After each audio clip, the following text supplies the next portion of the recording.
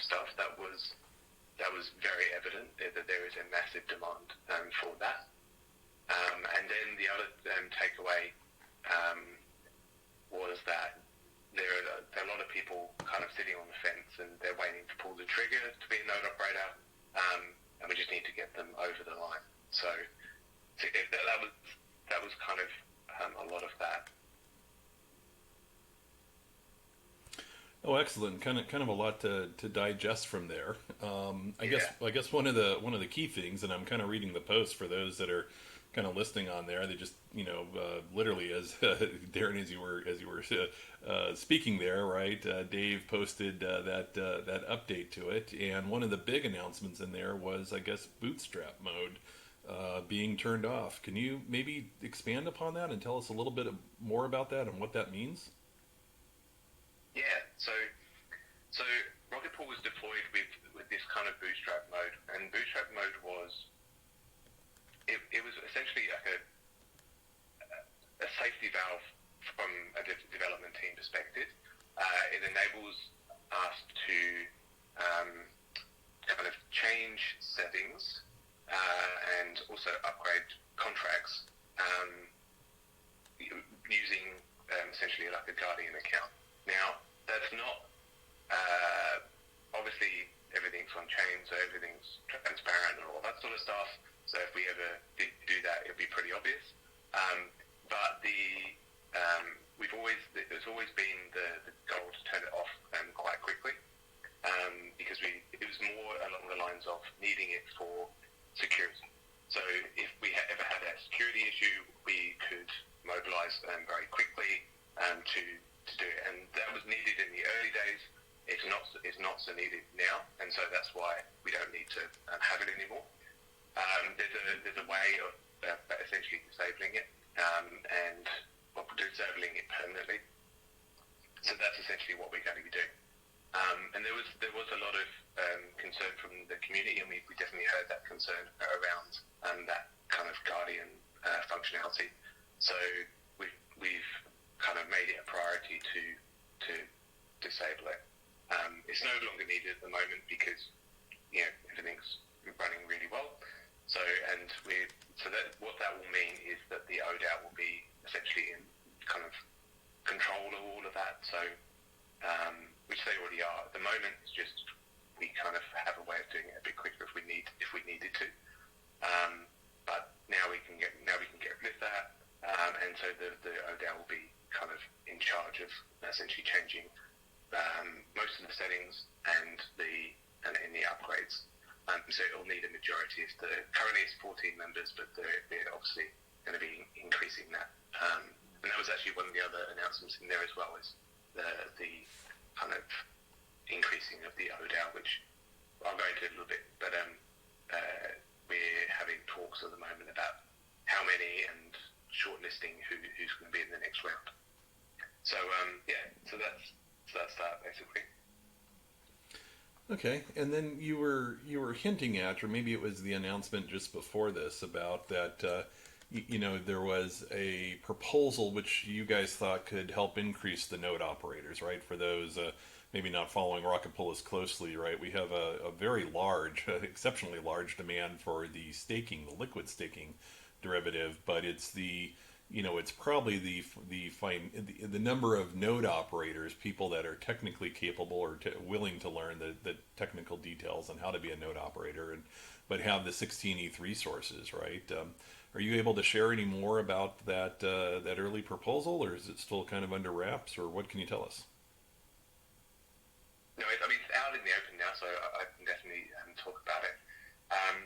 There is one thing I should probably caveat it with is it's a long road to it, and it's still in the I guess we need to find out whether it's going to work sort of phase. So there's no guarantees here, but it is an exciting prospect.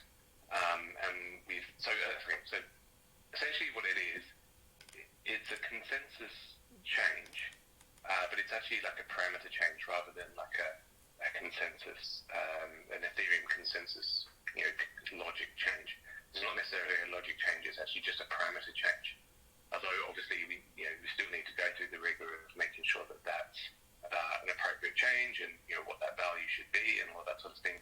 But there's a thing called and actually this kind of came out of discussions with community members at DevConnect. Actually, I suspect it's probably been spoken about within the community as well, but it wasn't necessarily on our radar.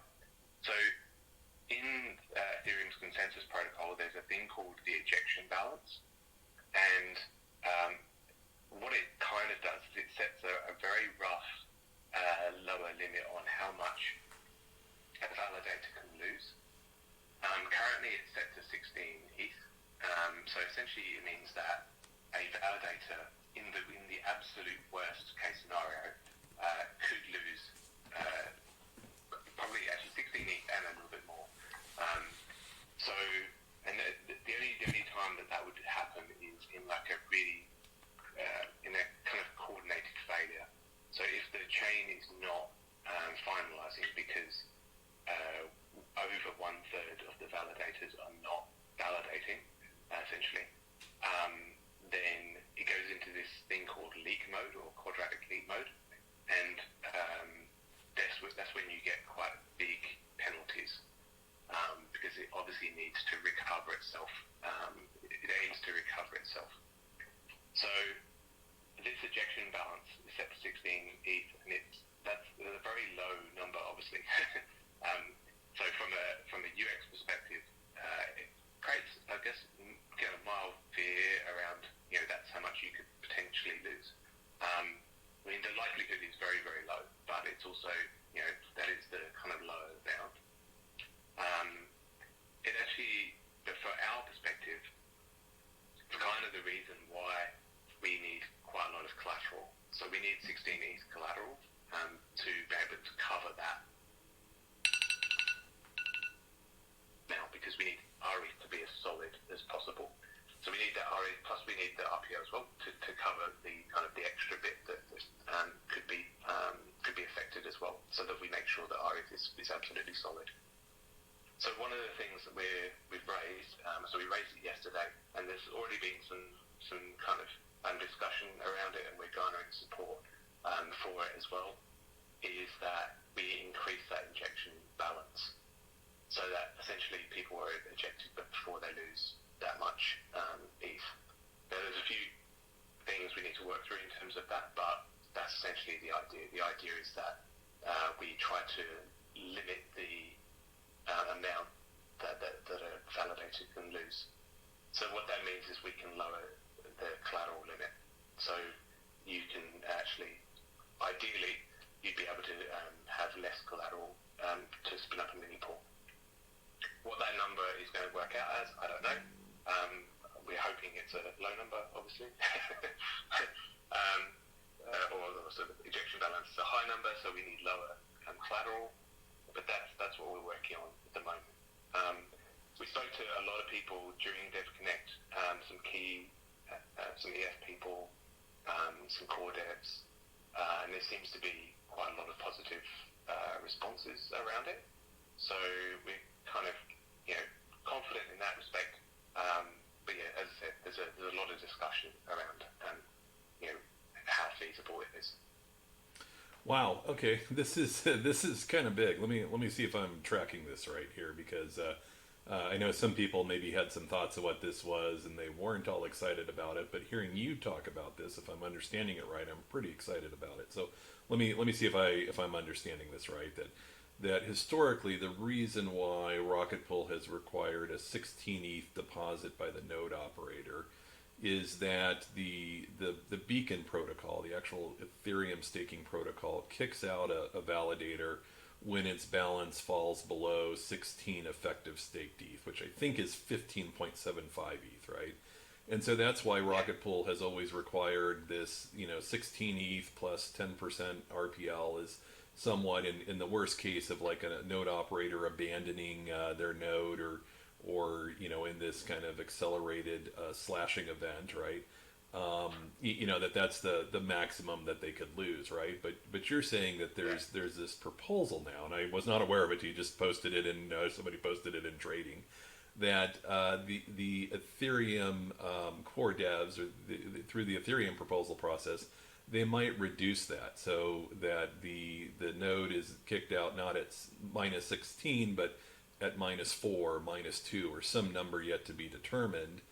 And if that were to come true, then Rocket Pool would only. Still there? Hello? I think we lost him. Oh, wait. Can you hear me now? Yes. We can hear you now. Yeah, sorry. Yeah, sorry about that. But I don't know where I cut out there.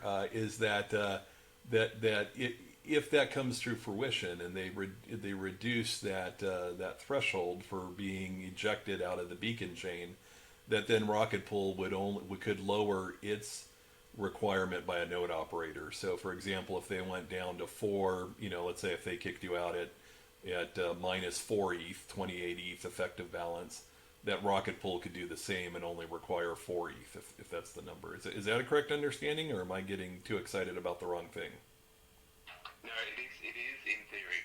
So it is in theory. In practice, we would probably have to, if they did it at 4, we would probably have to still require a little bit more than that. But hopefully not much more.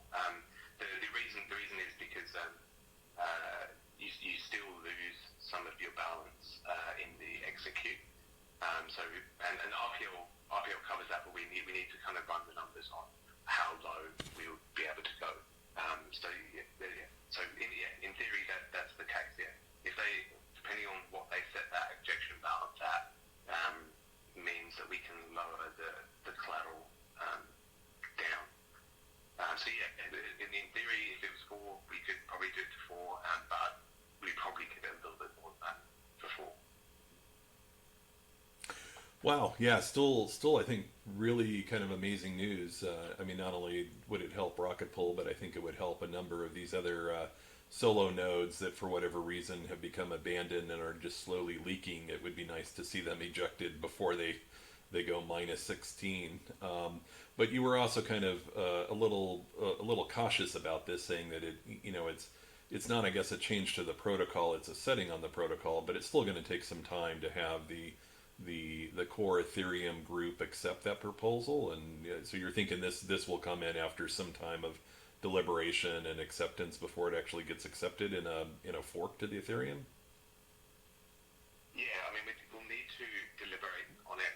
I mean I'm hoping that if it was accepted, that it could go into Capella or the withdrawal hard fork. But yeah, there's a long. We need to get it accepted first, which is the big hurdle.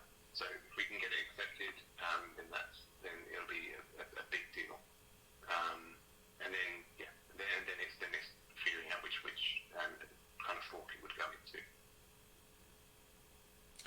Okay, well, excellent.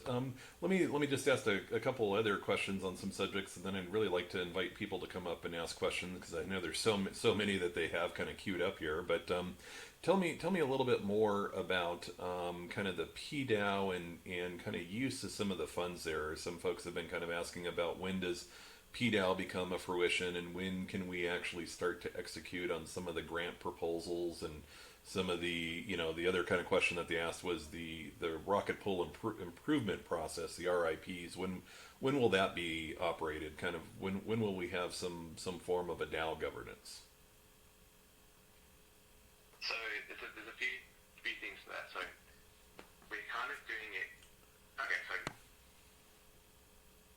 in terms of I can understand the PDAO funds are kind of building up, and we need to kind of put those funds to work. So one of the things that I'm going to be very focused on over the next 2 weeks is to finalise that the grant stuff. So particularly like the retroactive grants, because there are some great projects out there that deserve to be rewarded for the effort that they put into some of the work that they've done.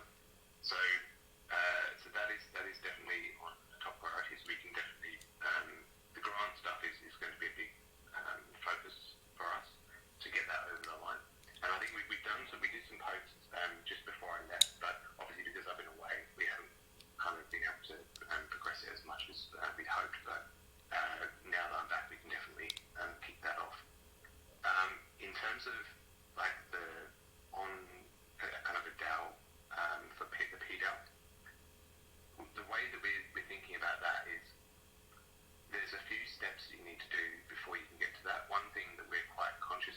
on-chain governance is quite fraught with danger. So what we want to try and do is take not baby steps, not baby steps essentially towards that goal. So one of the things is we're putting together. So obviously the governance forum is one thing. Having a decent governance kind of process in place, which is a great discussion on there at the moment around that, and we'll try and lock that in as well over the next 2 weeks. So that we have that, a process ironed out in terms of this is how it's going to happen. We've also, Nick's been working on the signalling, so using, I'm pretty sure it's called Signal, is it Signal? Snapshot, to do essentially token voting or token voting for RE potentially, but more so for the node operators as well. So being able to for a node operator to vote on proposals, or when I say vote for proposals, I mean signal intent for proposals. So that eventually we can get to the point where we can do on-chain governance. But I think it's tricky because you want to kind of you want to be able to have some sort of experimentation. Do you know what I mean? So you need to have some sort of flexibility at the beginning before you start hard coding your governance process.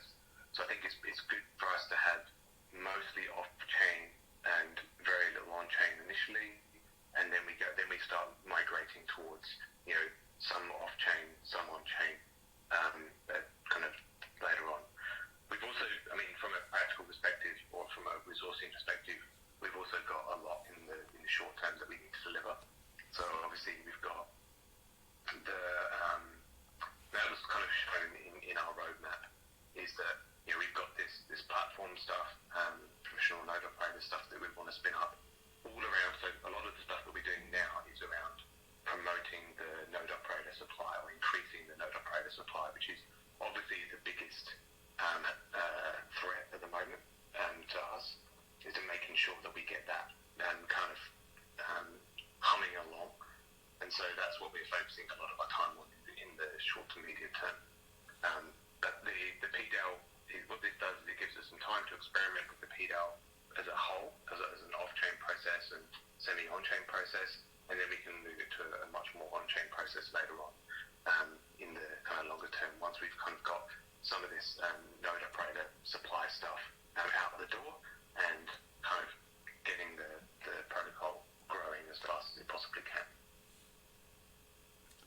Yeah, maybe if you could talk a little bit about some of your thoughts or ideas about increasing the number of node operators, and while you're sharing, I encourage everybody listening to this call. I'm guessing others must have plenty of questions about all this all this news being shared right now. So feel free to come up and raise your hand to speak. But Darren, maybe tell us a little bit about what some of your thoughts or the team's thoughts are about things in the short term before the effective balances comes into play, about what can be done to increase the number of node operators. So in the very short term, it's awareness, which is what we've been kind of doing over the last kind of few weeks and months.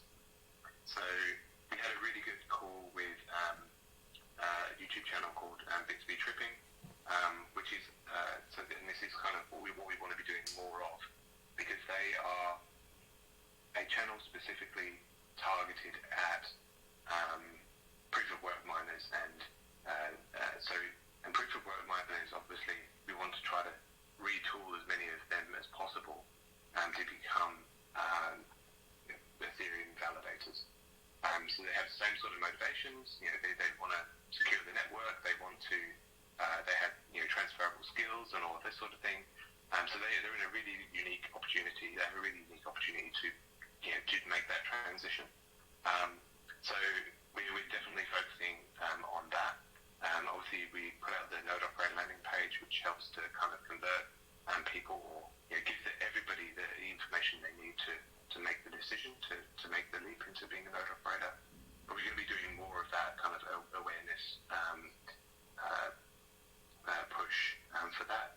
I mean, we're doing a lot of awareness stuff generally. I'm on a lot of podcasts over the next few weeks and calls and all of this sort of thing to build general awareness of Rocket Pool. And in every single call, I'm reiterating the same messages along the lines of, it's no better time to be an Ethereum node operator. The merge is going to be fantastic. So all of those sorts of things, going to keep reiterating those messages. So in the short term, it's definitely about awareness and working on this kind of proposal for the consensus change. In the medium term, it is probably the professional node operator stuff is definitely where a lot of our growth will probably come from. So we're working on a way to. So one of the things that makes Rocket Pool a little bit different is that we don't necessarily want to scale horizontally. That's how everyone else kind of scales. That's why they can grow, really fast, and we have to kind of do it sensibly in terms of we have the principle that we want to maintain decentralization as much as possible and be as permissionless as possible. So one of the ways that we're thinking of doing that is to nurture an ecosystem of staking as a service businesses on top of Rocket Pool.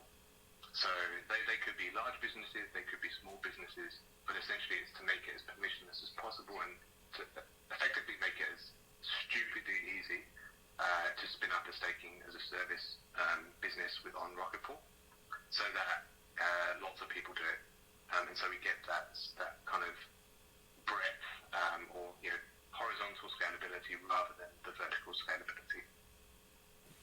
One of the things that we're doing around that is we're essentially building this new layer on top of Rocket Pool, which aims to enable these staking as a service businesses to offer trust minimizing services. So the idea there is that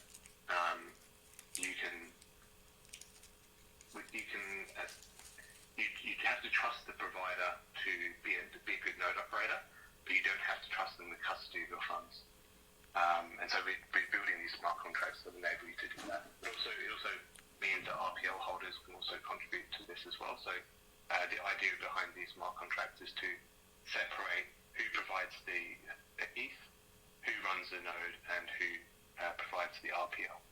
And there's lots of different business models that could be built on that structure, on that platform. So it's really exciting, and I think when we're speaking to people at DevConnect, there is a massive interest in that, and everything from kind of family trusts, all the way through to very, very large staking providers. So that's a really important deliverable for us. And then in the long term, we are kind of looking at either this ejection balance stuff is definitely there, but also potentially DVT to sort of distributed validator technology. So we had a lot of great chats with SSB and Oval over when we were at DevConnect, and so we're looking at using DVT to enable us to lower the collateral. So it's the same outcome essentially, but with slightly different. Using DVT is definitely much more complicated because it potentially requires a bit more crypto-economic structure around it. So it's definitely a kind of a longer term thing. So we're hoping this ejection balancing works out for us, but we have that just in case. We have that as a kind of a research topic which we can look at to reducing collateral requirement. Wow. Yeah. Okay. Just pack full of information in there, and I'm surprised that there's not a line deep of people asking questions here. But let me keep asking them. Does somebody comes forward, or Jasper, if you can think of any? You mentioned in there kind of building the abilities for staking as a service providers, right? And a number of the Rocket Pool node operators have kind of join forces in the Node Operators Association, right? Trying to solve that problem of how do we get the additional capital to form our next mini pool.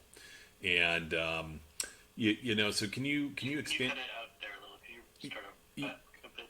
Yeah.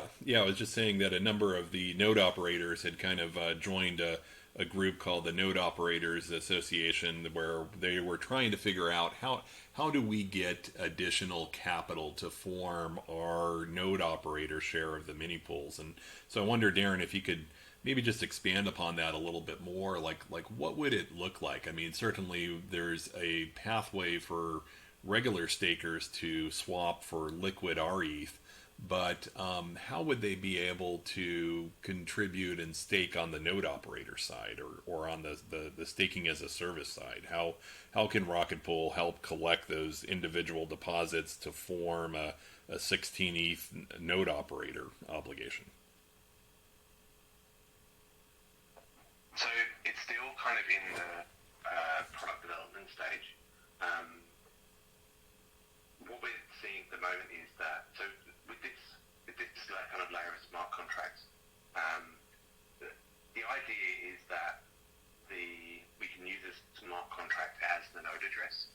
So and with that, it means that anybody who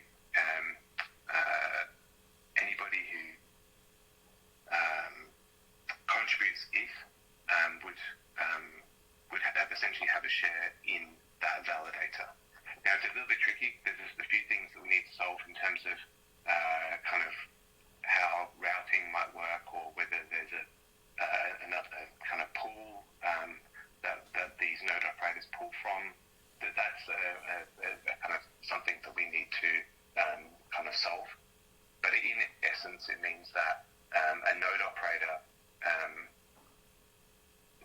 so essentially it means that a node operator can offer a trust minimizing staking as a service. Staking as a service, it means that they can, the people who provide the ETH can essentially deposit it into a smart contract, and they get their ETH plus the rewards when it exits. And the node operator just has to run a good operation, and so it's trust minimizing because they have to trust that the node operator will perform as a node operator, but they're not trusting them with their ETH. So you can have any number of people contributing to the pool, to a mini pool. It goes into the smart contract. Same with on the RPL side as well.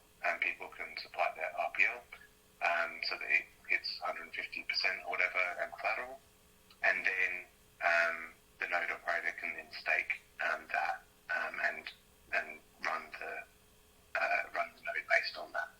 Now, how that actually works, from a business perspective, we're kind of leaving it up to the individual node operators, because we feel that there's a lot of different ways that could be used. But from a platform perspective, this is what we're trying to facilitate. Oh, excellent! It sounds really, really exciting. Realistically, when do you think? I mean, obviously your priorities have been kind of on the merge and kind of preparing for that and everything that involves. Do you, which one do you see coming first? These additional protocols that allow a staking, a distributed staking as a service for node operators, or do you think the lowering of the minimum balance? Like, what do you see in the sequencing?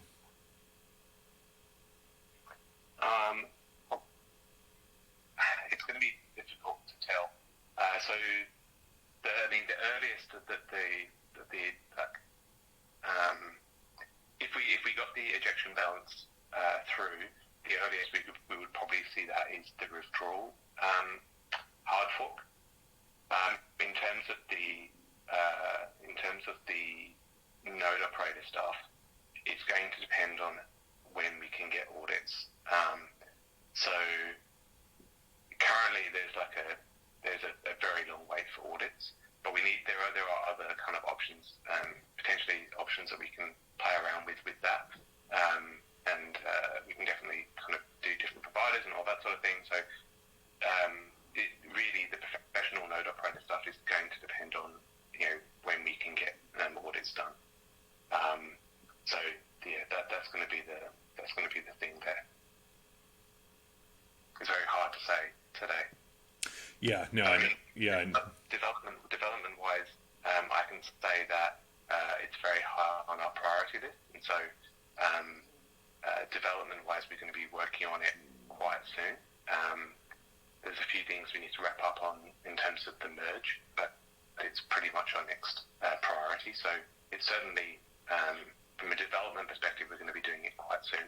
It's just that last piece of making sure that it's all secure and that sort of thing. Yeah, perfect. And I still encourage everybody to come up with questions. I actually see one here in trading here from Nashua that maybe if you go back and just tell us back on the disabling bootstrap. I guess there was maybe a little bit of confusion about disabling bootstrap mode on ODAO and then PDAO with bootstrap. Are there different bootstraps, or maybe just explain that one more time for us, because it does seem like there's a question. Yeah, so I think there's two bootstraps. One's on the ODAO one's on the ODAO features, which includes so the ODAO settings. There's some ODAO settings which I can't remember off the top of my head. There's ODAO settings, and then but the big one is the kind of contract upgrades. So we're disabling the bootstrap on the ODAO. There is the PDAO, so there's PDAO settings. But we're not disabling that. The reason why we're not disabling that one is because there's no PDAO at this stage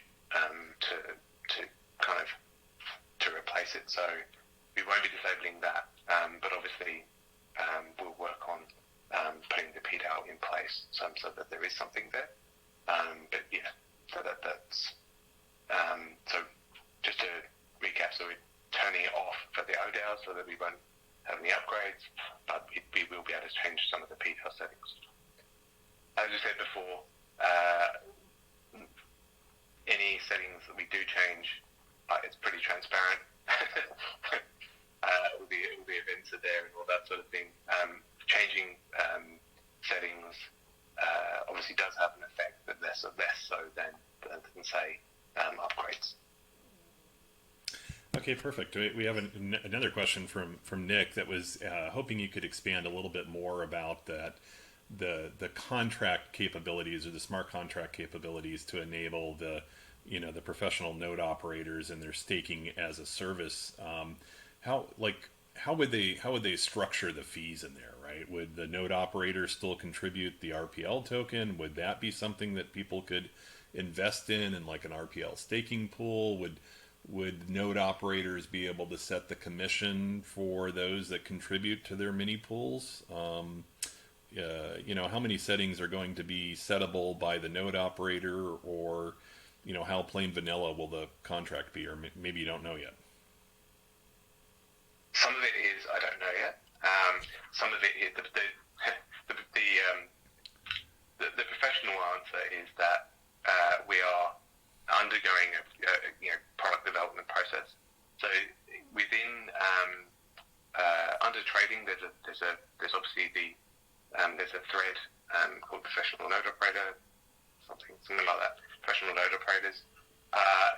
We're essentially engaging that group or that thread to kind of help us design what this is going to look like in the future. We've already had kind of one call with some of the people from that group, and we'll continue on with that over the next couple of weeks so that we can actually design this out. Ideally, we want to make it as flexible as possible, but with flexibility comes complexity, so we have to kind of balance that a little bit. But we're certainly trying to support as many business models as possible. So one business model could be that the node operator supplies the RPL and they get the RPL rewards, and so that that's a way for them to make money. And then they give more of the commission to ETH holders. There might be that they take the commission. There's lots of different ways how that can play out, because all the because everything goes back to the node operator address, which is a smart contract. It means that you could have lots of different ways of slicing it. So there's kind of lots of opportunity there, but obviously we need to maintain that or rein in that complexity. So there's going to be a little bit of that. But as we go through this process, we're going to be finding out what sort of business models we want to support and how we can do that from the smart contract perspective. Do you think that it'll be a requirement of trying to maintain the trust minimization to keep the things in non-liquid at the SaaS layer? Or do you think that a node operator could create a liquid token based on this SaaS layer if they so chose? I mean, I think from a protocol perspective, we're not going to enable that, mainly because it's not in our interest. we already have RE, so to create a liquid token on top of our own protocol seems a bit redundant. But Rocket Pool is a permissionless protocol. People can use it however they want. So if other people want to build a liquid staking token off the back of this, then that is completely up to them. It's just we probably won't support it ourselves because it's a bit redundant.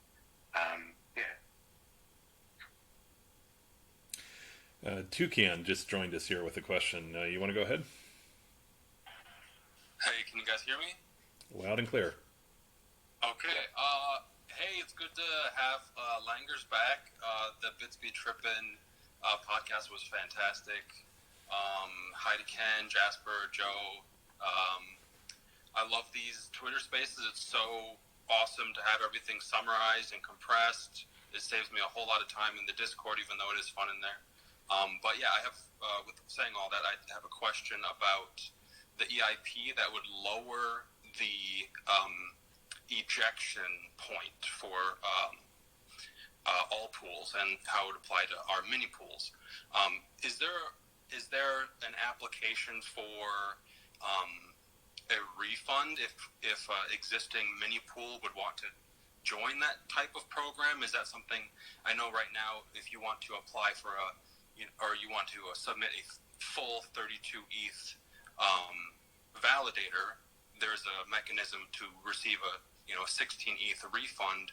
Is that something that you could envision, Langers, or Joe, or whoever, applying to existing node operators to join a program like that, increase the amount of mini pools that the 1,000 plus operators have validating right now? Is that something that would apply? I hope that made sense. No, it definitely made sense. And it's great to meet you too, Ken. We've definitely discussed it as part of discussing the proposal. How that would, we're not quite sure yet. We're not really sure how that would be implemented, but obviously it may just come down to us thinking about it more. But initially we're not quite sure how that would kind of be done. So we're definitely on our radar, but we need to. It's very early. Is what is the answer really. Yeah, and I mean the amount of bread dropped in this live so far is just staggering and exciting. So definitely plenty to chew on, but my mind always goes in a straight line. So thanks for answering my question. Okay. Yeah, Thank you for the question. Thank you very much, Toucan, and great to meet you as well too. Looking back in the thread here, I see that Vander was asking about the RIP repository and when that might be kind of merged into the main Rocket Pool GitHub. So on my agenda this afternoon is to go through a lot of the governance posts. So that would be kind of one of them that I'll kind of look at this afternoon. Unfortunately, with jet lag, public holidays, and all that, and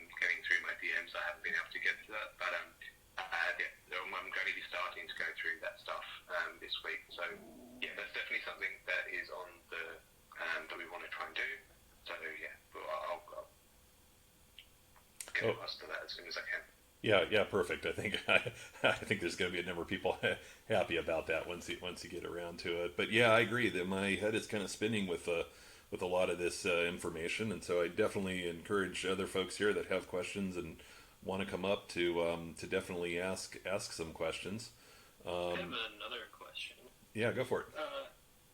Has there been any more discussion within the team about the breakdown of funding for PDAO and moving forward? We've so far just seen the, I think, grant and bounty outlines, but beyond that, I'm curious if there's been any thoughts. Yeah, I think the only real one that we've allocated or put up for discussion at the moment is the grants and bounties. I haven't gone through the governance post to see whether any others have been kind of raised, but if there's anything that people are interested in terms of they think we should have an allocation for, then we certainly we post it on the governance forum and we can kind of go through it and have that public discourse. So yeah, it's up to the community.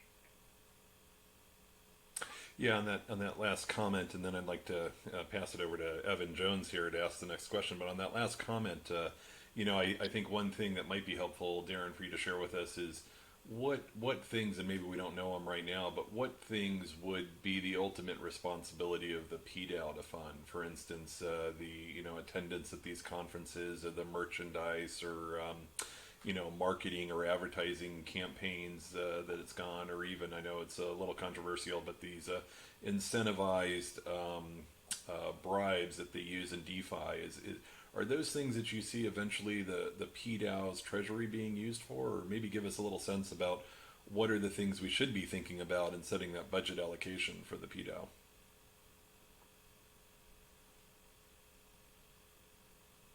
Yeah, I mean, everything is kind of on the table in terms of that. So definitely open to discuss anything.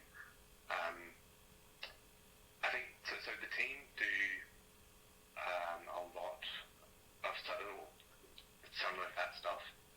So some of the marketing and that sort of thing. But yeah, I mean, anything is open to debate. So post on the governance forum and see kind of how much support there is and that sort of thing.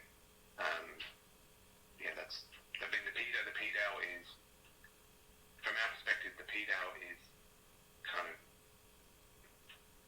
community funds, essentially. It's stuff to build the community and stuff to build Rocket Pool. So really, it's kind of a community-driven fund. So that the governance forum is definitely the way to kind of go through that. Perfect. Thank you. Evan, you have a question. Go ahead. Hey Ken, thanks for bringing me on. Quick question for Joe. Just out of curiosity, for the mechanic for how we may reduce the collateral if the EF decides to reduce that the exit to, let's say, 4 ETH. So if we were to mint 28 ETH for 28 ETH worth of our ETH for one mini pool, and then the node operator were to provide 4 ETH, would that be a change to the splitter contract to change how much our ETH we're minting per mini pool? Am I understanding that correctly? Like, in terms of the mechanic for how that might work, how we might mint more than 16 ETHs worth of our ETH for one mini pool? I'm not entirely sure I'm following there. When you make a mini pool, you're not minting RETH. The RETH has already been minted because people post ETH into the staking pool, and they mint it that way. So from that perspective, this change isn't going to really impact the staking pool so much. I mean, it's going to drain it more because you pull a lot more out to make a mini pool. But from the perspective of like creating a mini pool, it doesn't change that staking pool at all. That being said, the 16 amount is baked into a lot of the contracts, and so if this were to happen, it would probably affect the bulk of the contracts related to that, I think. The mini pool and how it divides things would be one of them, I'm sure. So if we were to do this, I suspect we would probably have to do like a delegate upgrade for the mini pool contract. Okay, awesome. Thank you. That was my question.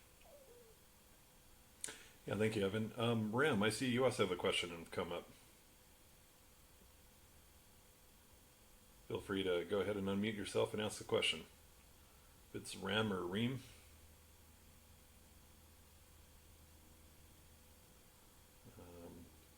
Not hearing you. Feel free to join again on there.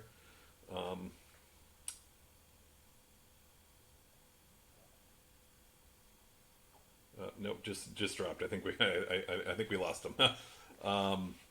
So yeah, quite a lot of information on here. I guess Darren, is there anything that you haven't shared yet in kind of this massive sliced bread drop here that you feel is important for the community to know?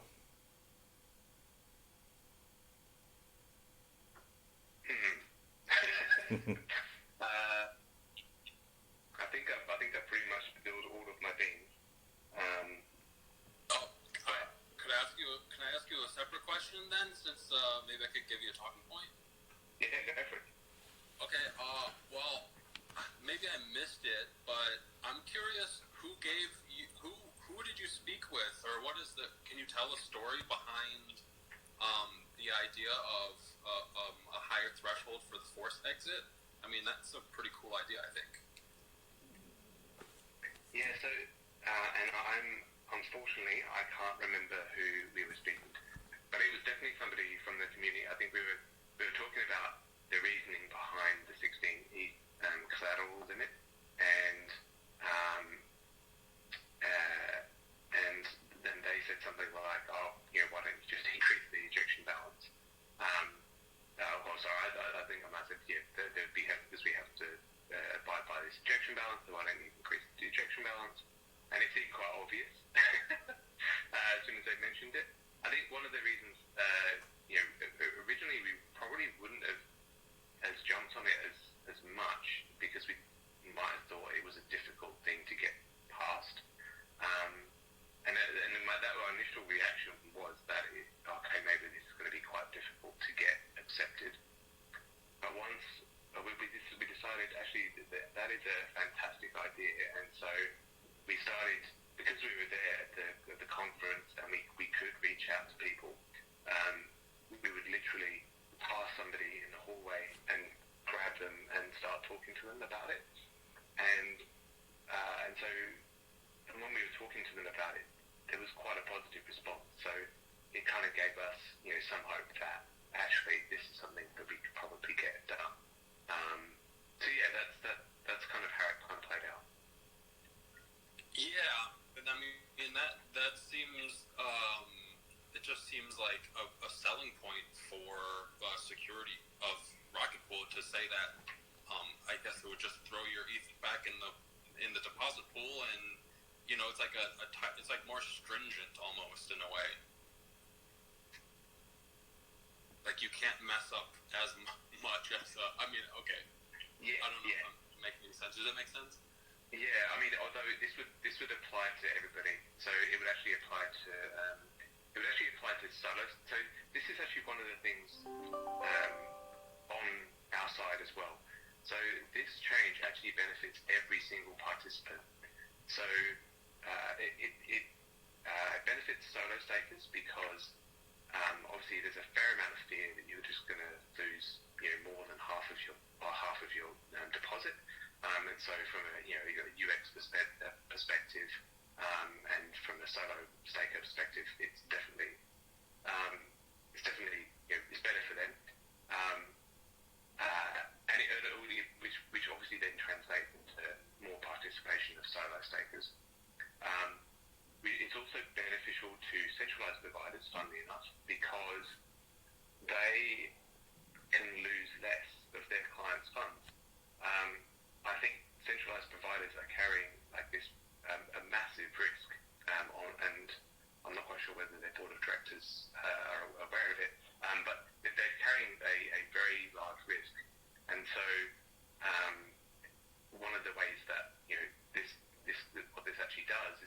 reduces that risk or mitigates some of that risk. They still have a fair amount of risk, but it mitigates it. With decentralized staking pools, such as us, obviously with all the reasons I've been saying before, we can lower that collateral that is required by our permissionless node operators, so that we get more and more participation. And that's what we're aiming for really here, is to make staking available to everybody. And at the moment, even 16 is quite a large barrier to entry. So if we can reduce that down, then we can get more and more participation. And it's kind of the only way that we're going to really beat centralization, because we have to almost kind of out decentralize the centralized operators. We need to get so many people participating in staking that more home stakers more home stakers than there are centralized providers. There's a hope anyway, but it's certainly making Ethereum staking available to everybody is kind of our core goal, and so that's what we're working on. That's why this is important. I have a question. So, as I understand it, slashings currently are quite, very rare events. I'm wondering if you know, or if these statistics exist, what percent of slashings lead to complete fund slashings, versus what percent of slashings are just small amounts that the operators undo whatever caused the slashing. I ask this because it seems like we have a fairly onerous barrier for a percent of circumstances that might be even smaller than the chances of slashing. Yes, totally. So we've been thinking about this a fair bit.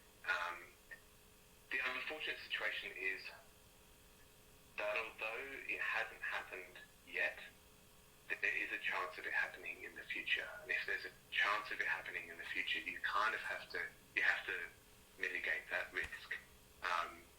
Now, do we need to do it as much? Maybe not. The problem is you start getting into kind of it's definitely less in terms of if you start lowering that collateral, you're leaning towards a riskier model. And the riskier model, the more we want RE to be as solid as possible.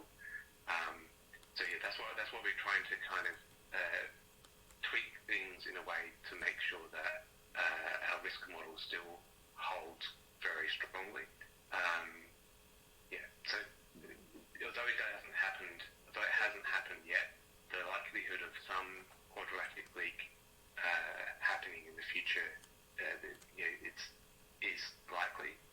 Will they lose all of their funds? Very unlikely, but there is a chance of it. And we're kind of trying to build for the long term. Rocket Pool has always built for the long term, and so we have to kind of bear that in mind. Yeah, it's great to hear that you've thought about that specifically. In terms of the protocol overall, I wonder if we should be prioritizing tail risk exposure or just the bulk of happenings, because in this case, it doesn't seem like there's a marginally greater impact to the network by continuing the slashing beyond a certain point, especially if the majority of cases are resolved early.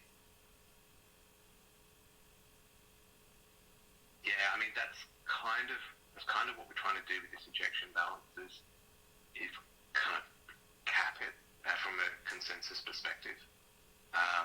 From a protocol, is that what you mean? Was that what you mean by protocol Ethereum or Rocket Pool? Yeah. That's what we're trying to do with the injection balance, is to lower that. Lower the amount you can lose, and so overall it ends up meaning that everyone's a lot safer. But yeah, that's what we're trying to do Excellent. Yeah, a couple of other questions have come in on that last point. I maybe would just encourage you. I see earlier they posted maybe the proposal on the Ethereum Foundation's improvement page that we'll have to kind of read through. But if there's any way that members of the community can kind of help contribute to that, or develop some arguments pro and against, I'm sure many in the community would love to help advocate or help think out that along with the folks and the core devs and so forth. But yeah, it sounds very, very promising. I think what would be useful is anybody who's interested in theory crafting, that they jump into the research channel in Discord and start firing stuff in there. That would be extremely useful to build a really solid foundation to kind of come back with some of these things. So that's definitely something we're interested in. In terms of support, one of the things we're garnering is community support is great, and we would like that. I think in the first instance, what we're trying to do for this particular thing is to garner industry support, because that's kind of where we're going to get the sway from. I mean, we can definitely show that there's obviously some strong community support around it, but I think if we can get the other market participants to come along for the ride as well, which there's definitely some interest in that as well. So if we can get the other market participants involved, then we can get quite a lot of sway from that, and especially as a lot of those people have thought about this, either thought about this particular thing, or they have a lot of kind of analytical background around the protocol, so they can lend us a lot of support in terms of that. But it's certainly, if anyone wants to participate in theory crafting, jump into the research channel so that we can form these threads of argument towards getting this over the line. Oh, excellent. Yeah, there were two other questions that kind of got buried here in trading that's probably worth just revisiting as we get to the end of this call here. But on the PDAO, one of the questions that they asked about is in envisioning the kind of budget or the budget allocation of those funds. Should we be also factoring in that we need to support and pay for the devs, or do those come out of a separate budget? I mean, do we need to kind of factor that into those funds? No, you don't need to factor that into the funds. I think that there's been lots of discussion about how the dev team essentially get paid, but we have a dev wallet that we use for a lot of our kind of operations, and we are obviously four members of the PDAO. Sorry, not PDAO, ODAO. So that also provides funding for us as well. So there's not anything in terms of funding us. So no, that's fine. Okay, and then maybe a follow-up question to that is there's been a lot of advocacy to create a community manager position in Rocket Pool. Is that something that you see as the protocol and the dev team covering, or is that something that those envisioning the PDAO uses might want to include in that budget as a community manager, or what are your thoughts about the growing of Rocket Pool?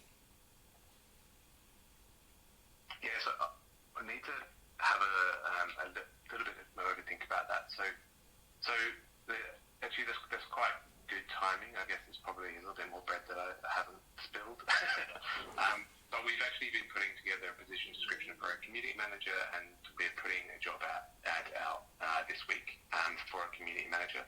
That role will actually be a full-time employee of kind of Rocket Pool, the company. So there's no need to include that in any of the kind of PDAO funds that'll come out of kind of our operational budget.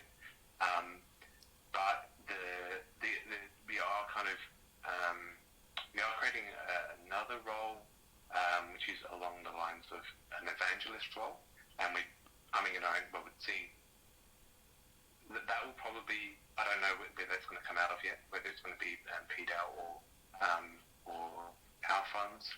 I'll just need to confirm that.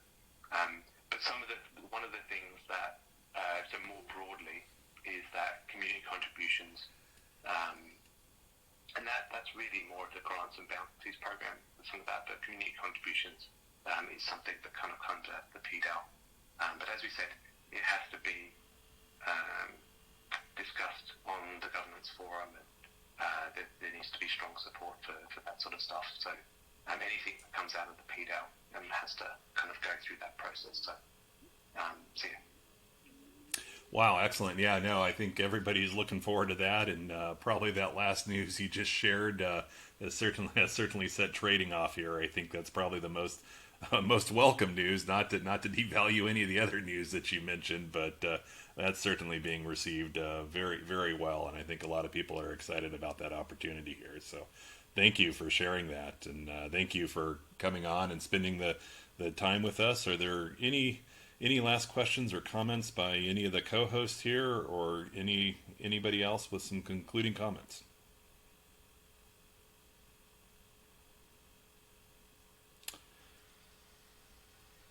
If there's nothing, I guess I'll give a quick shout out since I've done pretty much zero of this call.